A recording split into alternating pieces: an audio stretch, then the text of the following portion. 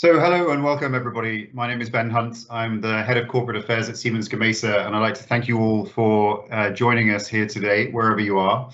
Today marks the launch of our white paper, Unlocking the Green Hydrogen Revolution, our first paper on green hydrogen, which is now available to download from the siemensgamesa.com website.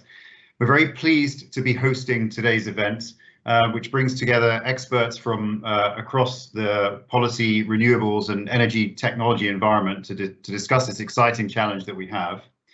Everybody here is united in the goal to address the severe threat of climate change and ensure we meet the goals set out in the Paris Agreement.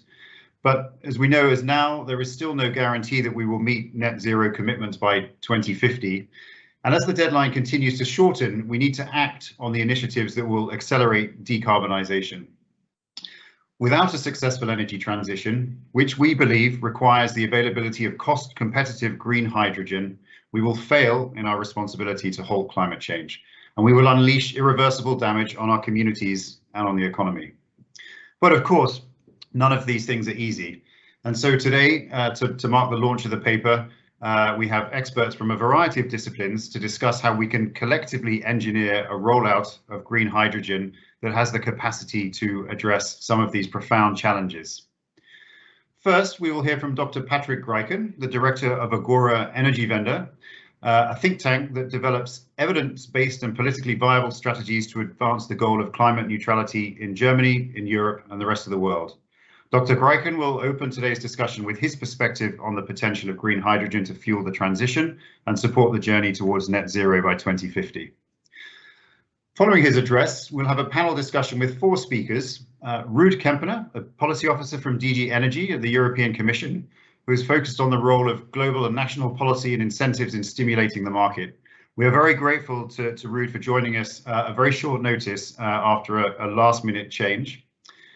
Paolo Frankl is the head of the Renewable Energy Division at the IEA and offers an industry perspective around the role of regulators, industry and investors in overcoming barriers to green hydrogen and how to promote greater cooperation.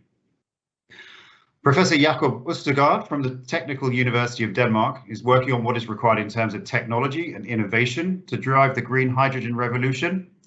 And then last but not least, Sven Utermoehlen, COO of Wind Offshore Global from RWE Renewables, who understands the role of green hydrogen in the power sector and what can be done to provide market certainty to unlock the necessary investment.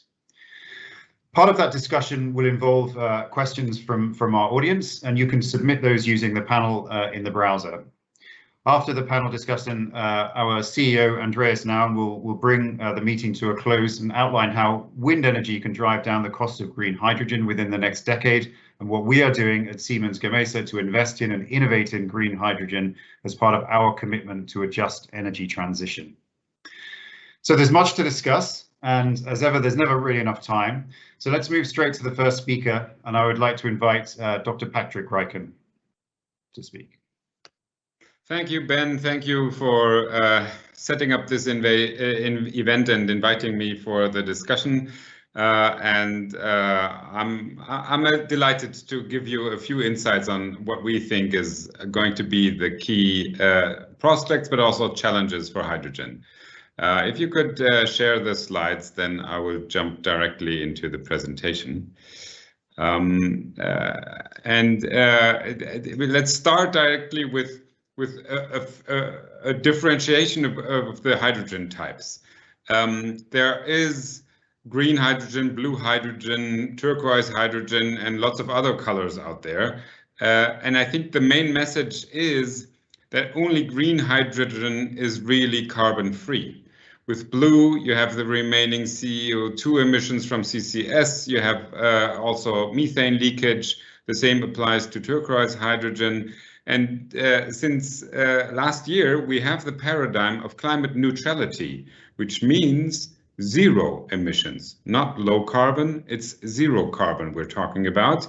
The IEA net zero report that we've just seen now 2 weeks ago has underlined this challenge. So while blue and turquoise might be some intermediate solutions, it is clear we need to focus on the green hydrogen solution.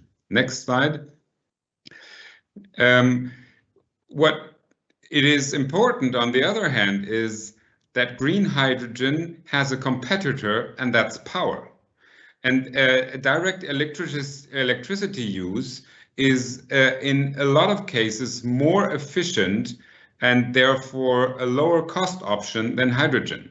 This is comparing an electric car with a hydrogen car or a heat pump with some form of hydrogen heating.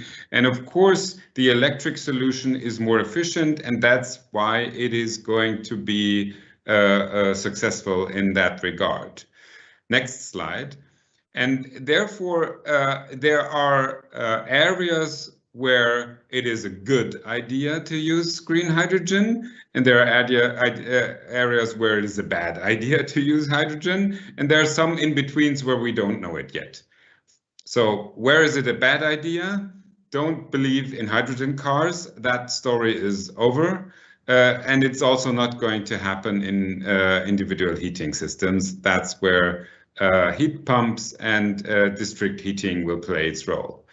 We need it in the energy sector, so both in buildings and in the power sector, for those times when there's neither wind nor sun. So hydrogen becomes basically the carrier for long-term storage.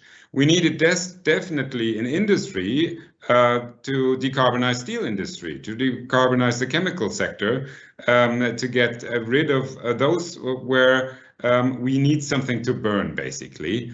And that also applies then to shipping and aviation. And where we don't know it really yet is high temperature heat. We don't know it really yet for trucks. We will see that in the future. Next slide, please.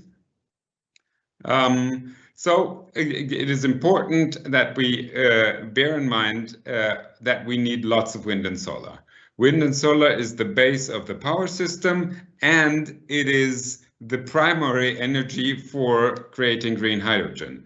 So we don't know yet how large the share really will be of hydrogen in the energy system. It'll estimated somewhere between 8 and 20%. The rest is direct renewable electricity. In some countries, it might also be nuclear, but it's clear that that last 8 to 20%, that's what we are now talking about, and it is needed to talk about it because climate neutrality needs solutions for those last 20% as well. Next slide.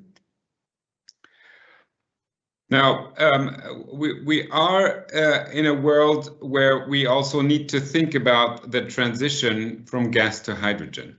And it is clear if you look at the scenarios that natural gas demand already by 2030 in Europe needs to decline. Otherwise, Europe's 2030 targets are cannot be met. And this is already incorporating a coal phase out by 2030. So while natural gas is the bridge, that bridge will be not so long, and after 2030 it will be going down rapidly towards either CCS with gas, that's then blue hydrogen, or a complete green hydrogen world. And I think it is therefore good to have in mind how to really get infrastructure and also power plants ready for the hydrogen world. We need to talk about hydrogen readiness as the next technological barrier to break, because any new gas-fired power station, any gas appliance we build now has a lifetime that is 25, 30 years, and that's the time we already want to be carbon neutral. Next. So we need to, next slide, please. We need to think about a hydrogen infrastructure that has no regret options, that has a starting point. And that starting point will be where we have industry and where that industry is located at the coast.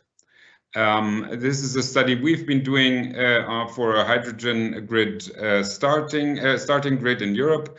And you can see there are two reasons why to start at the coast. First, wind offshore is a key enabler for producing the green electricity we need to produce hydrogen.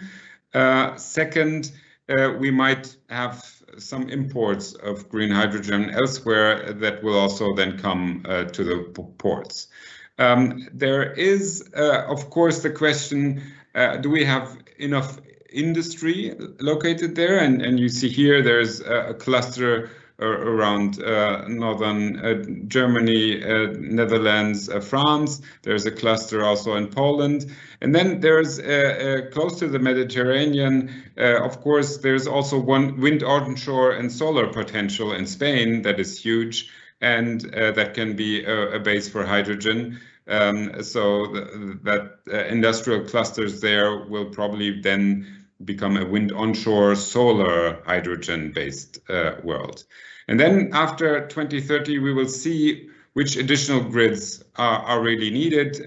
Do we need a full-fledged grid throughout Europe? Probably yes, but this can be a backbone, and that type of thinking might also be the right way to approach it in other regions of the world. Next slide. Now, it is important to note that this is, at least for the next 10 years, a policy-driven exercise. The hydrogen economy will not come by itself, especially because it is competing against the natural gas system that is already there, where the pipelines have been probably already been depreciated and paid off. And we are coming with a green hydrogen system here where we don't have anything. We don't have a regulation for it. We don't know how to allocate the costs for it. We still need to basically invent it as if we were in the beginning of the industrialization, where the whole gas and coal infrastructure was built. And therefore, we need to have a look at the demand side, the delivery, the production side. So basically, who is getting the hydrogen? What are the transport systems? Which type of pipelines do we need to build where, and who needs to pay them? And of course, the production, where do we locate the electrolysis for green hydrogen? And we should have that close to where the green electricity is, because otherwise you need to build extra power lines. So that type of locational thinking, meeting demand, production, and delivery needs is now political planning and regulation job to do. Plus, of course, lots of renewables, because that is the base and that is what is needed in order to produce the hydrogen we want. So, next slide. There is a bright and future out there. Wind and solar producing electrolysis, that hydrogen would then be directly used, or even further going through a Fischer-Tropsch and then producing power to liquids. Don't try to compete with direct use of electricity. There is enough demand out there from industrial needs and shipping and aviation to kickstart a vivid economy based on hydrogen. And let's solve all those questions quickly, because it is a needed element of a zero carbon world. Thank you. Thank you, Dr. Graichen. That's a very useful and hugely interesting kind of introduction into the world of green hydrogen. And kind of what I hear from that is that we have a huge opportunity, huge potential, but also clearly some challenges that are political, technological, logistical, financial, regulatory. And so we'll address some of those questions now with our panel. And as I listen to Dr. Graichen, I'm reminded that I started my career in the telecommunications industry. And sometimes when I hear the optimism about the rollout of green hydrogen, my mind casts back to the hype cycles of the telecommunications industry around particularly mobile broadband, where the industry went through a phase of hugely over-promising and then under-delivering on a technology that was going to change everything. And it has many of the same characteristics that Dr. Graichen has just exposed. So I think that experience has clearly scarred me, and it leaves me asking the question. I'm going to start with you, Sven Utermoehlen, if that's okay. Green hydrogen, is this hype or is it real? Yeah, thank you, Ben. I would say it's real. It's real. What it has, however, I think it has elements of over expectations, over optimistic expectations with regards to timing of the build out and how quickly things are going to happen. And as so often, it probably underestimates, the current storyline probably underestimates some of the challenges that will still need to be overcome, both in a technology development and advancement area and driving down costs with scale, but also regulatory boundaries and Patrick outlined it, the question of creating an infrastructure around hydrogen. I think those obstacles are probably a little bit higher and bigger than they sometimes are portrayed at the moment. But I do believe it's real, and if anything, it's a bit too optimistic in terms of timing, but it's real. Okay. Professor Østergaard, I'm going to turn to you now, because I read regularly that it is technology that is going to save us from climate change. So in terms of green hydrogen, is the tech, how close are we the technology that can really deliver this? Yeah, there's really a global development going on of the technology. So there's a lot of focus on getting this technology developed, more matured, scaled up, and also a lot of research is going on. But I recognize a bit this picture of is it real or hype? There's, I think, quite strong expectations to what hydrogen will do and can do, and I think perhaps sometimes in the public debate it might appear as the silver bullet, and it will not be. There will be a variety of different solutions we were going to need to decarbonize society, but definitely hydrogen and green hydrogen and power to X, that is a mandatory part of the equation.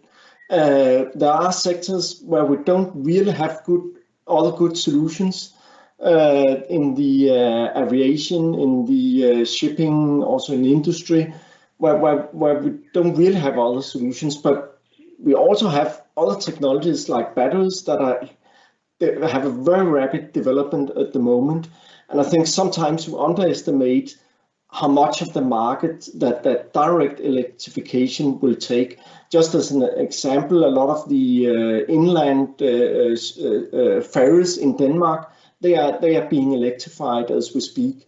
And so it's really the heavy transport where we don't have any other solutions, where hydrogen will have a solution, but it's also and it's needed. So it also really real. Thank you very much. Ruud Kempener, if I will turn to you now, and you heard Dr. Graichen describe the next phase of this as a policy-driven exercise. I wonder, from a sort of policy perspective, what the Commission's perspective on how problematic unlocking these policies are going to be to enable the green hydrogen revolution.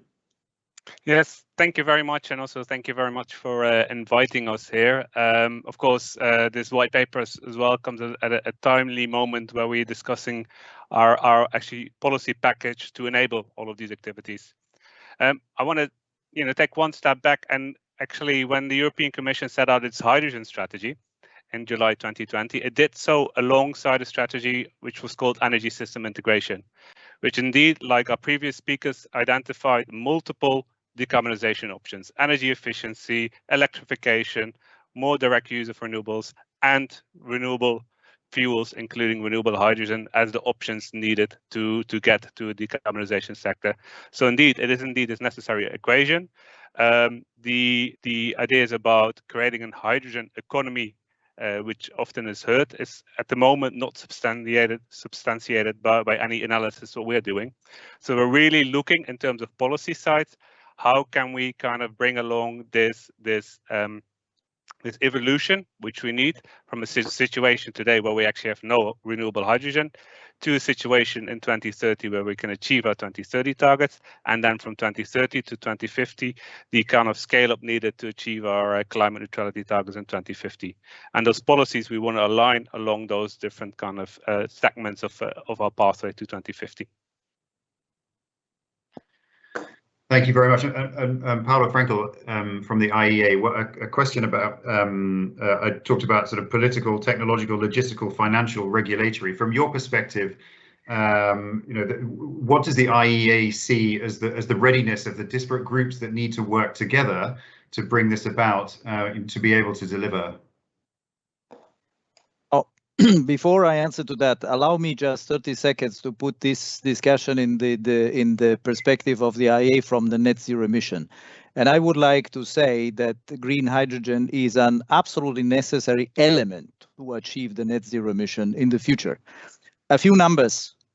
Of course, energy efficiency and electrification are utmost important and come maybe first, but they're not enough. Now, a few numbers. We are speaking of a huge revolution in the energy system. Today, and don't look just at electricity, today renewables only count the modern renewables, excluding traditional biomass, 12%. They need to jump to 2/3 in 2050. And renewable electricity jumps from less than 30% today to 90% in 2050.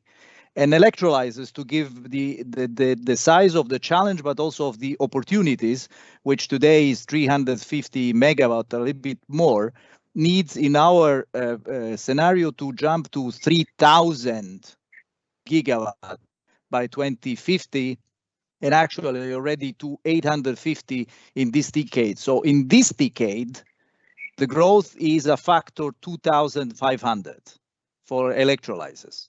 This is the size of the challenge, which requires indeed the policies, the type of collaboration, the types of technology innovation to make a huge scale.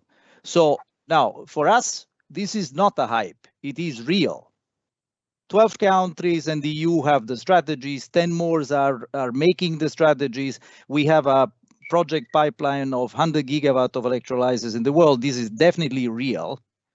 But as Patrick said before, these needs to be policy driven. And we should learn from the experience with the renewables, in particular renewable electricity, to have long-term signals very clear, to have some degree of competition. When I'm saying some degree of competition, I mean that technologies can compete only if they are at the same level of maturity, and definitely also a very high degree of technical collaboration and innovation. The challenge is enormous, but the opportunity is also enormous. And I think we believe the way to the net zero emissions is narrow, but is feasible and can be done.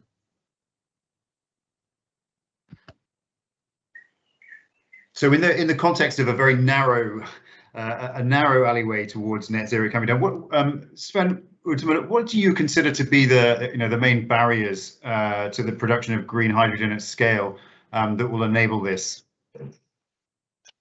Yeah, I mean, I wouldn't, I wouldn't talk about barriers maybe, but let's say it's the obstacles that need to be overcome, and I would really name two. The first one is we do require a regulatory framework, and I'm not saying subsidies, but a framework, a regulatory framework with policies around it, which actually incentivize the use of green hydrogen in the short to medium term. That is required, I think, in order to unlock the demand for it. And that, if the demand is there, then I think also, we as an industry can create the supply to satisfy that demand. So I think that's the first and maybe most important thing that is required, a regulatory framework that incentivizes the demand for green hydrogen. And then the second thing, indeed, I think is a little bit of a chicken and egg dilemma that we need in order to overcome the economies of scale that are required in order to justify, for example, pipeline systems, pipeline backbones for hydrogen. I give you an example. We are working, and Andreas knows this. Siemens Gamesa is working with us on this Aquaventures initiative in Germany, and the indications are that beyond a certain threshold, at the moment, the indications are 2 gigawatts or so. It is significantly cheaper to actually build a pipeline that transports hydrogen from offshore to the land and then further inland, rather than building cable connections from offshore to the shore. However, we need, somebody needs to make that leap of faith and build that pipeline and build it big enough, to maybe 4, maybe 5 or 6 or 7 gigawatts of capacity, trusting that then, the respective wind farms and electrolyzers will come to fill it. Because of course, if you try to go incremental and say, well, let's build, 300 megawatts first, that in itself will not carry the pipeline. If you just look at 300 megawatts, you would say, well, it's not worth to build a pipeline. So it's this, breaking through these, if you like, step changes, I think is the other big obstacle. Okay, I'm going to start with the policy framework, because we've seen some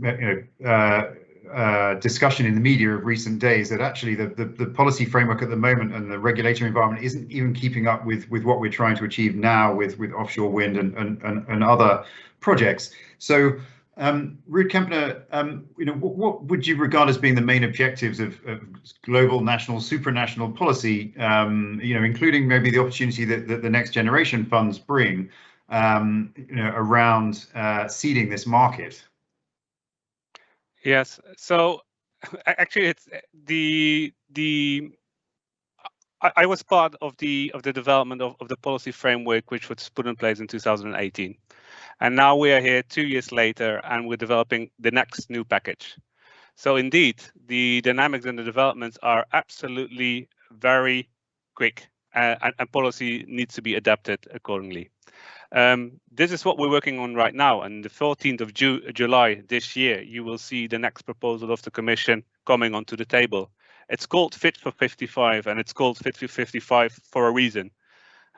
We have the objective now clear for 2030, and we're developing now kind of a policy framework, which is actually an integrated policy framework, not only looking at kind of policies to support renewable energy, but also policies to support energy efficiency, policies looking at energy taxation, for example, the infrastructure policies where our proposals are already on the table, and then of course the policies to continue and strengthening our EU emissions trading scheme, which of course is an important element to unlock this demand, which Sven just mentioned.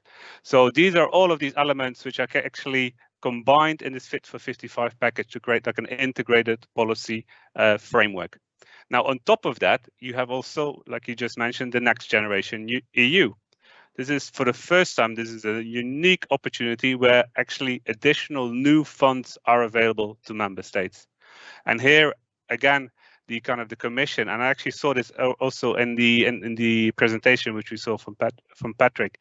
Actually, the Commission put forward to member states a flagship called Power Up, where we say, here are new funds and here are good ideas where you can use these funds for.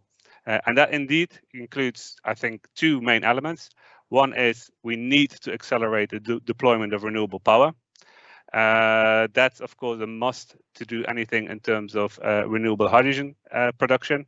And then secondly, indeed, use those funds not only to look at the production, but also the transport, storage, and dispatch use but also end-of-life opportunities associated with renewable hydrogen. So that is indeed the package which we are delivering right now to the member states. Now, one element which I think is important as well, you just mentioned the global dimension. And indeed, the European Hydrogen Strategy in July already had a specific chapter on that, because even though in Europe we have our ambitions, we recognize that these ambitions cannot be achieved by ourselves. We need to, at the same time, work internationally to get certain elements in place to really create this kind of global rules-based opportunities for hydrogen, including certification, which is recognized in multiple countries.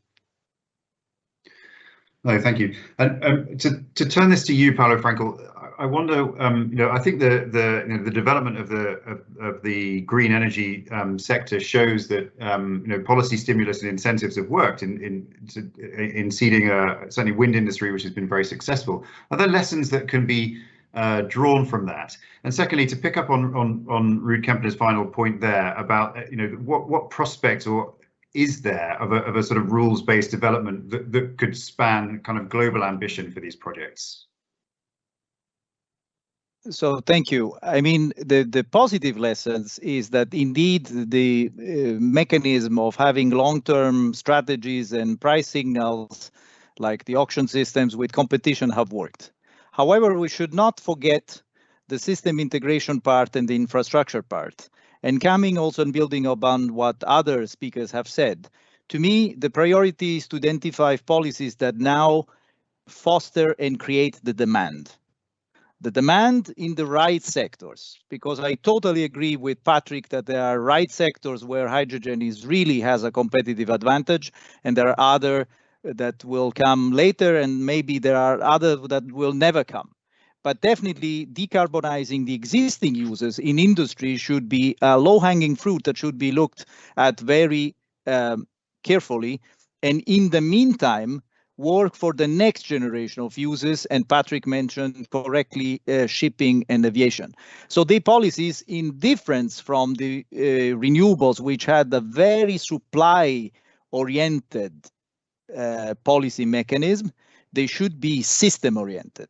And in this holistic view, also the dynamic aspect should be taken into account. There will be a transition in which we need some time to decarbonize the power sector, to have more renewables in the power sector, to build up the scale up of the electrolyzers built up and the supply chains. Now, in that time, the green hydrogen should not fear the competition with the blue hydrogen. They would be complementary and actually reinforce each other if done in an intelligent way, and give time for the supply chains and for the full decarbonization of the power sector and more renewables to happen. So it has to be, the lesson is positive, but one of the trade-offs, also part of the lesson is look at the whole system and not just at the supply. So I'm going to go back to the second point that Sven raised, which is this chicken egg dilemma, and particularly some of the technological challenges that we have coming up. I'll turn to you, Professor Østergaard, on this one. If just talking about a sort of 6 gigawatt pipeline, for example, to take hydrogen inland from offshore wind, whatever, it sounds like a colossal challenge. I wonder, from your perspective, do you see industry, do you see government, do you see your field in academia at the moment with the right level of resources and investment to unlock some of these big challenges that there are? You'll need to unmute. You're on mute. Yeah, sorry. I think we actually have an example of that in Denmark, where the Danish government has taken a very ambitious step with offshore wind. They have made a decision to build 5 gigawatt of with energy islands in the North Sea and the Baltic Sea, where that will fit ideally with hydrogen production. So we need the governments and EU to make such decisions. So the investments in the infrastructure can also be taken. But from a technology point of view, I think it's also important to put focus on making these solutions across. Not only focus on the electrolyzer technology in itself, but actually focus on the whole system solutions and the whole value chains and make that work. That might also be a route to fast ramp up. For instance, introducing electrolyzers in industrial plants. Another example from Denmark is a 100 megawatt plant that has just been granted by EU Commission, where 100 megawatt electrolyzer will be established in such a context with wind turbines and industrial demand that can use the waste heat, and so in that way we can create some viable business models in short term and scale up faster. So I think these to have this system view is very important also when we develop the technology and its capabilities, and I think as final solution along these lines is actually what Siemens Gamesa is looking into. Namely, integrating electrolyzers in the wind turbines. The infrastructure will be a major challenge. We heard earlier the cost of massive electricity transmission is really costly. And if you can integrate the electrolyzers directly in the wind turbine, you will have potentially a much less costly overall solution. So we have to really try to innovate these type of solutions where we integrate different solutions across the existing stakeholders and technologies. A question regarding the sort of end user industries. I'll direct it in the first instance to you, Paolo, Frankl. To what extent are those industries that Dr. Graichen described showing kind of genuine interest and a willingness to work towards this type of powering solution for their future energy needs? All industry sectors now are really facing the decarbonization issues, and I think there is a momentum that is absolutely unprecedented. This is the main driver. Now, having said so, it is true that some of these industrial sector need some global policy solutions. They are competing at a global scale.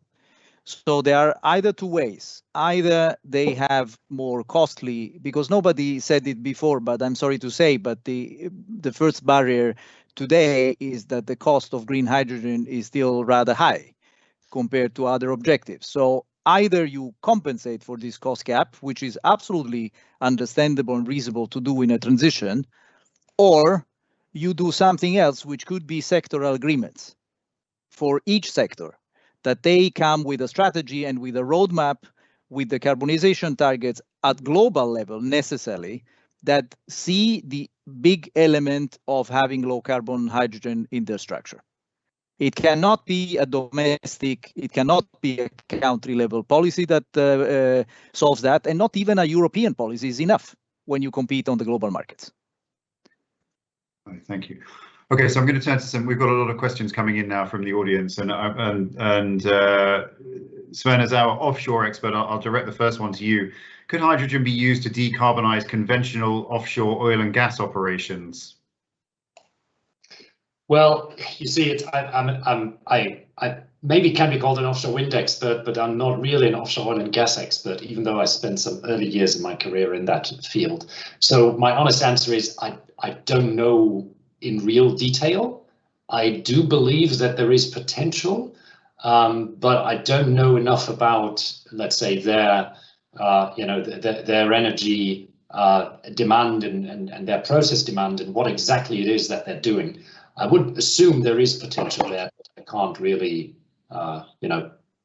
point to any details. Okay, let me then. It's a question. I'm going to direct this one to Professor Østergaard. Dr. Graichen actually made a point about cars for personal use, that's out. And the question is, why do we believe that hydrogen is not an option for personal vehicles? Since when has energy efficiency or cost ever been a valuable argument for private consumption, such as transportation? So according to that argument, there would be no gas guzzling trucks or SUVs. So why not hydrogen in your gas guzzling SUV? I think there's two arguments. First, the efficiency actually turns into economy. You will have a lot of, for the gas solution, the hydrogen solution, you will have a lot of infrastructure, so a lot of capex will be there to serve a hydrogen solution rather than a pure electric solution, and that will turn into cost in the end, and also the losses in the value chain will turn into cost. So that's the one thing, and the other thing is simply that the industry is taking off in the electric vehicle business with the infrastructure. So there will be also a lock-in effect. We'll have this rollout of the infrastructure, and that means it will be even more difficult for hydrogen solution to kick out the electric vehicles. So I think these two are the main arguments that this has, we have the solution for the personal transport on road. Yeah. Okay, thank you. A question about kind of global ambition, and I'll direct this again to Paolo. As much as I believe that Europe, North America, and some smaller Asian countries have the ambition and capacity to switch to renewable energy, I have less confidence in less developed parts of the world. What is or can be done to make sure the whole globe works towards a common environmental role? I disagree. Emerging economies have an enormous potential for both renewables, supply for direct renewable electricity, and even more so to use the immense potential of renewables in remote areas to then produce hydrogen or hydrogen-derived fuels like ammonia or methanol, whatever, and export it as a commodity. Now, there is, of course, a question of drivers, of economics, and some of these countries feel that they have the right to first develop economically and pollute, and the demand should be from somewhere else. But this is why I insist. The most important point now is to trigger the demand and show the way, and then these demand can be supplied also from hydrogen as a commodity from those countries. In our scenario in 2050, 80% of the hydrogen, of low carbon hydrogen in the world is traded. So there's a question about kind of end user, not quite demand, but visibility. We've seen in many countries that the consumers are able to choose renewable sources of energy and are prepared to pay to do so. The question is there any importance in an end customer in the success of green hydrogen, in the sense that how important it is to market products made of green hydrogen visibly? And where would the user be able to make deliberate choices? That seems like a really long way off, but it's a very interesting question. Anybody? I'm not quite sure who is perfectly placed to answer that one, if anybody. But maybe no, Jakob Østergaard, you were nodding, so maybe you have a thought. I think it's very important to engage people in the green transition, and giving them choice about their use of energy and so on, and creating a well-functioning market for hydrogen is really important. And I think also digitalization can support that. In other fields, we work with peer-to-peer solutions to support transparency with trade of green energy with certificates and so on. So I think we'll probably see a development where we'll have marketplaces where these products can be traded transparently. But if I may, Ben, I mean, I do believe that hydrogen will remain by and large a business-to-business market and not a retail market, and I think that's what we have to keep in mind. Yes, Paolo, Frankl, yeah. Jump in. I think it's very important, of course, to involve people in this transition. But in that particular respect, I think it is more important to make industry and finance accountable for the overall carbon footprint of their product. Yeah, that's right. And then maybe to conclude the three speakers on this one, I think what we from the European perspective see, and also what we propose is that we have certification of the different forms of hydrogen, but also certification which is comparable with each other, so that you use the same parameters to really allow the consumer, whether it's a business, well, most likely is a business, to make a choice between those different forms of hydrogen, and that's such a comparison and choice is well informed. So we have a question here from the audience, which was the first question I asked when I read the first draft of the report, which is, it says, thanks for the opportunity to hear about this green energy, but what about the water needs? As far as I know, water is a limited resource, and I would like to know how hydrogen production can affect the use of this resource. I'm presuming offshore, not quite such a problem, but onshore it could be. Anybody like to talk about the sort of potential for the water consumption, a limited resource in many places?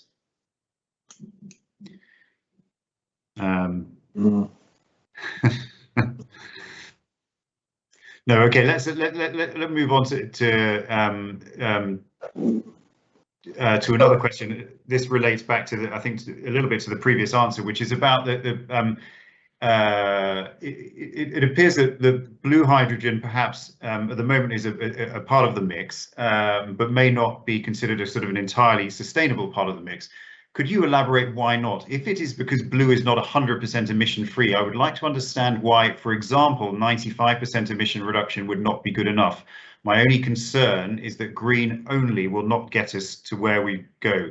But it sounds, Paolo, Frankl, like that actually the need for a mix is going to be very important, particularly in the nearer future.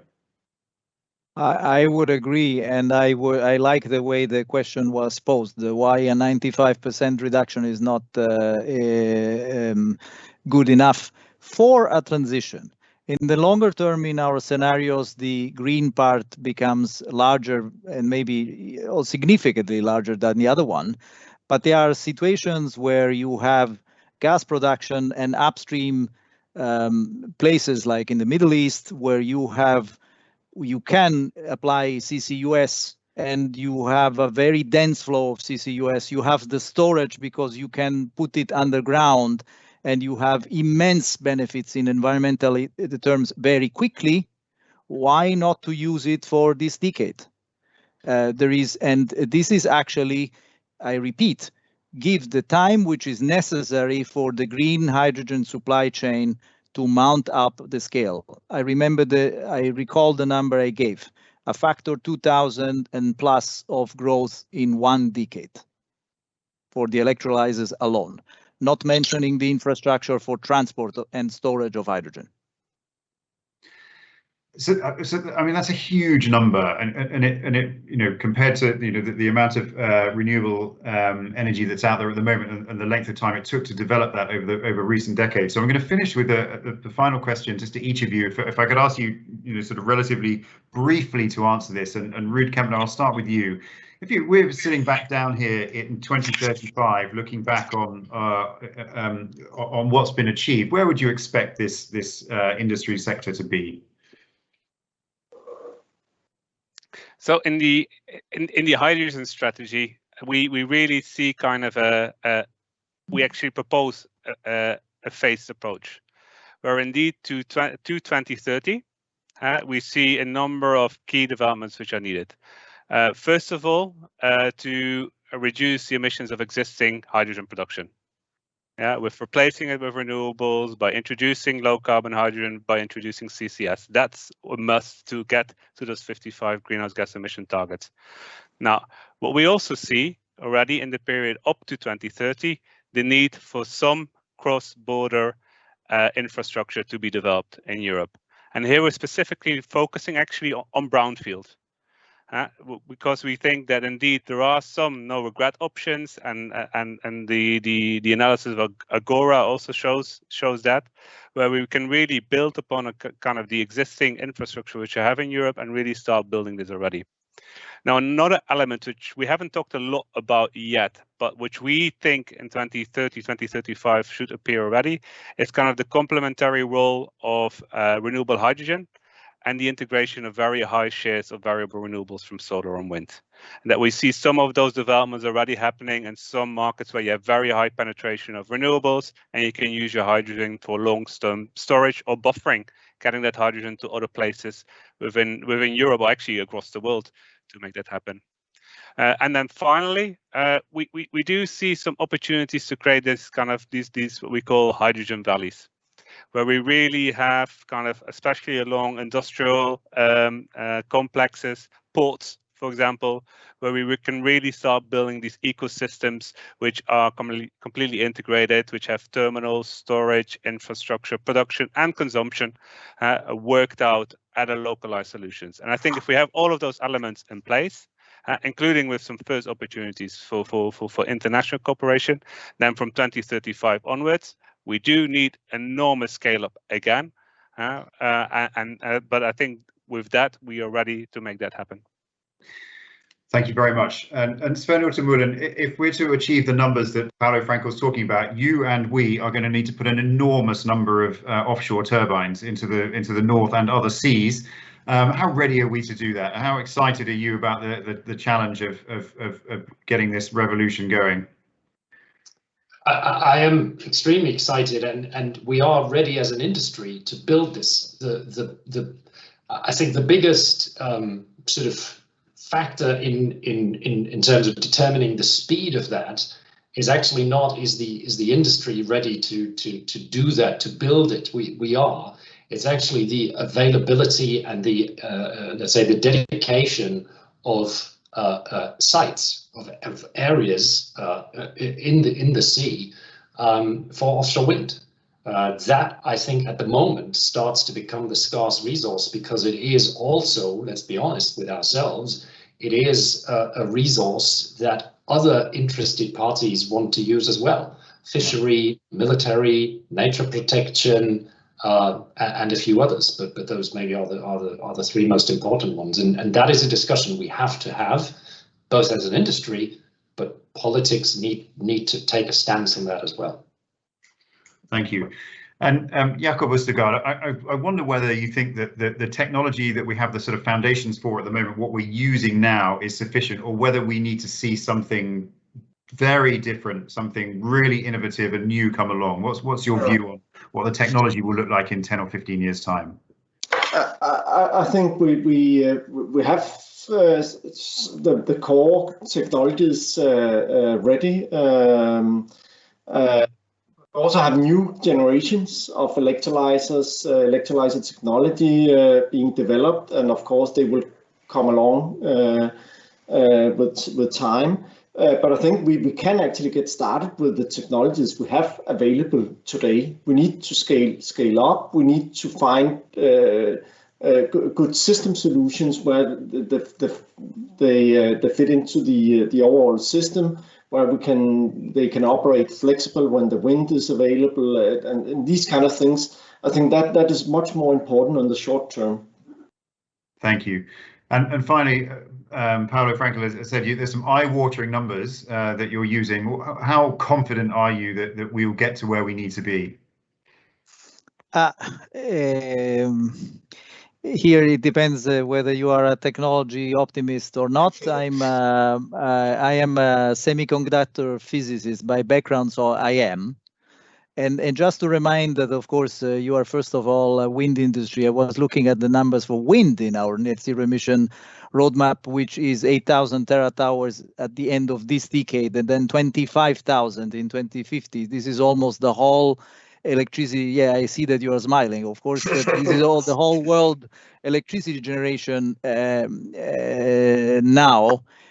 Well, it depends on the capability of the policymakers to make this happen with the right policies. I would say, I would like really to conclude on a positive note. There is an unprecedented momentum, which somehow is also related to the reaction to the COVID-19 crisis, that there may be a much bigger crisis coming from climate change. And then suddenly we have more than 120 countries having pledges for net zero emissions. And of course, they don't know exactly how to get there today.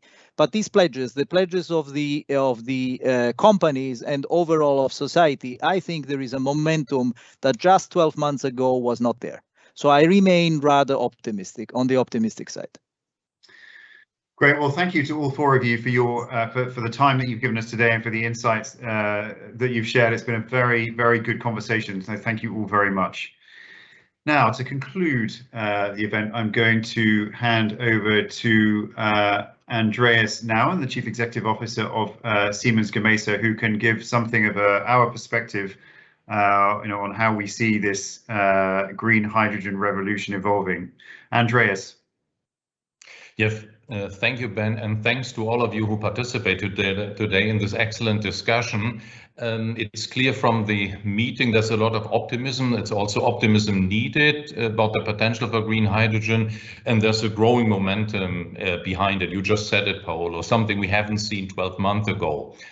But also we know that climate change continues to be the greatest challenge that humanity faces. And only last year, 2020, was the hottest year on record yet. Concentration of CO2 in the atmosphere continues to grow. And it's clear, I think, to all of us and more people globally that stark and urgent action is required to address this. And in this year of the important COP26 meeting, I hope and I'm confident that we will see a renewed political effort to drive that change and corporate and public willingness also to embrace that. In order to contain the climate emergency, renewable energy production needs, as we discussed and learned today, needs to be scaled up even further in order to meet the energy demands of the global population. But electrification based on renewables is the most cost-effective way and most efficient way for decarbonization. But we know, as we heard also in the intro speech by Patrick, that this cannot meet all needs. And with industry and transportation making up about a third of global greenhouse gas emissions, we simply have a problem which we can tackle with green hydrogen as the most realistic solution to bringing non-polluting power to those industries. And the key to unlocking the hydrogen market is price parity. I think it was also mentioned in the discussion and it has to be price parity with fossil-based hydrogen. And the innovations that we from Siemens Gamesa are engaging in that have that clear target to reach cost level that enable a rapid uptake of green hydrogen across the hard to electrify sectors. And using an existing wind power plant to power a co-located electrolyzer with batteries to store surplus energy will accelerate the production of green hydrogen in the short term. And this configuration that we currently test at our Brande hydrogen pilot project site with the right market framework will help to install then around 40 gigawatts of green hydrogen by 2030. And therefore, based on that, we believe that green hydrogen produced using these type of setup in onshore will reach fossil fuel parity by 2030. But since the 2050 targets of carbon neutrality will require green hydrogen generation at much larger scale, Siemens Gamesa and Siemens Energy announced development projects leading to a fully integrated offshore wind to hydrogen solution earlier this year. Siemens Gamesa, we will adapt the development of the most powerful offshore turbine, the Siemens Gamesa 14 megawatt turbine, while Siemens Energy will develop a new electrolyzer product that is especially made for offshore use. We believe that this decentralized innovative solution will pave the way towards offshore hydrogen production at scale and reach cost parity by 2035, so 5 years later. And to make this happen, we believe that there are 4 key requirements to deliver low-cost green hydrogen at scale within the next decade. And this you will find in the report that we published today. We must rapidly and drastically accelerate the capacity of renewables in the world because the green hydrogen revolution depends on this. The world needs up to 6,000 gigawatt of newly installed renewable energy capacity by 2050, up from 2,800 gigawatts today, to generate the expected demand for hydrogen. Secondly, we need to stimulate the creation of a cost-effective demand-side market for green hydrogen to drive down the cost of equipment, infrastructure, and day-to-day operating cost. And currently, the main operating cost for green hydrogen production is powering the electrolyzers. So a decrease in energy cost lowers the cost of the hydrogen and increases the demand consequentially. Thirdly, develop the supply chain, as no one can own the entire production and distribution process.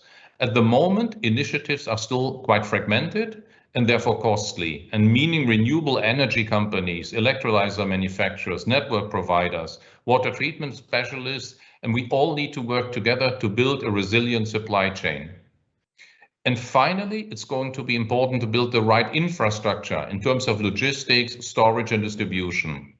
There needs to be an investment in hydrogen grid networks if we were to unlock the potential of green hydrogen. An extensive network of partnerships and collaborations will ultimately drive the green hydrogen revolution. Active buy-in from the entire sector, producers, distributors, wholesalers, hardware manufacturers like us, software developers, wind and solar farm owners and operators, end users, governments, regional bodies, financial institutions, investors and innovators. But this is really starting to happen. And today is also another good example of that, where we have everyone together from all of these sectors. But we will need to continue and even accelerate. It's great to have so many people here today from those sectors that all will play a key role in a successful future for this evolving industry. I'm optimistic about the industry's ability to build a green hydrogen pipeline from scratch, because we've done it before, building a wind industry that can compete. Make sure that you download our white paper, a first in a series of other communication activities on this topic. It sets out an ambitious plan to deliver cost-competitive green hydrogen by 2030. And with the scale of the challenge, and while the scale of the challenge is significant, if industry, governments and investors work together, I think it is achievable. Thank you very much for today.